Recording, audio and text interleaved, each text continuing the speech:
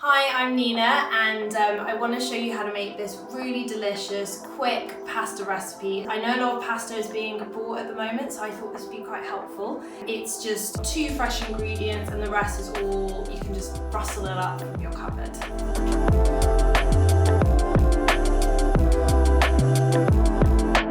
So to start off, put some water to boil. And I'm going to be using some brown rice pasta, but you can use whatever pasta you have. Start off with a red onion. I'm just going to use half and finely slice.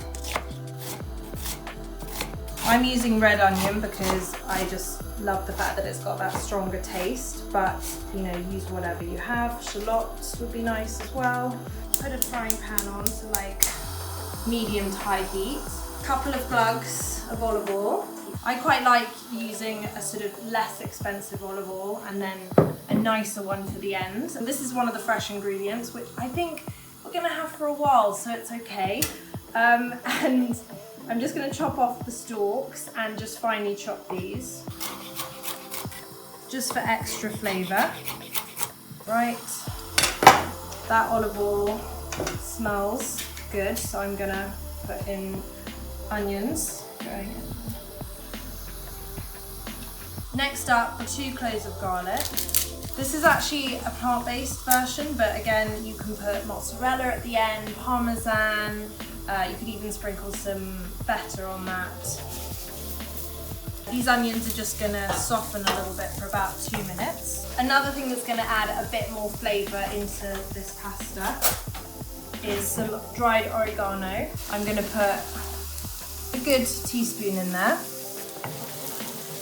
Okay, next up, we are going to put the stalks in, the basil stalks. This is another of the fresh ingredients which I think will be easy to get hold of. So just some cherry tomatoes. And this is just such a good base tomato. I mean, you could use this for if you were doing something with aubergines as well. Halve all these little cherry tomatoes. So you can see that's 1 big handful and a half little mix. Next up, I'm going to put the garlic in, 2 medium cloves, and just finely chop these. A little bit of salt going on. I crush them a bit with my knife. Right, nice and thin. About half a tablespoon of garlic.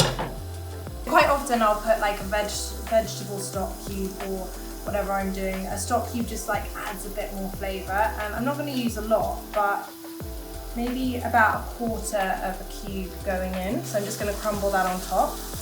Give this all a mix.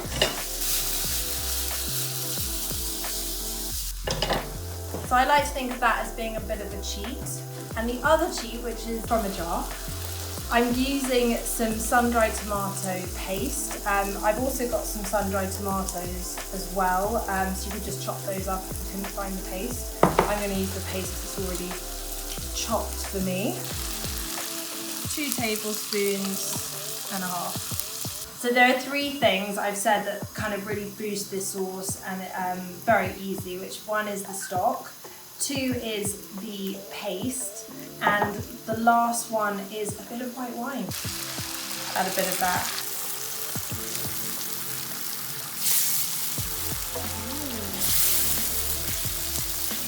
Turn that down a little bit. And then just season with a bit of salt and pepper. And lastly, a good chunk of fresh basil as well. A little mix. Sometimes if the tomatoes haven't got enough flavour, put a pinch of sugar, that's another thing. That's good. What's really good about this as well is when I did this the other day, I just put the pasta in and I made the sauce, and the sauce was almost finished before the pasta was ready, which is quite nice. So,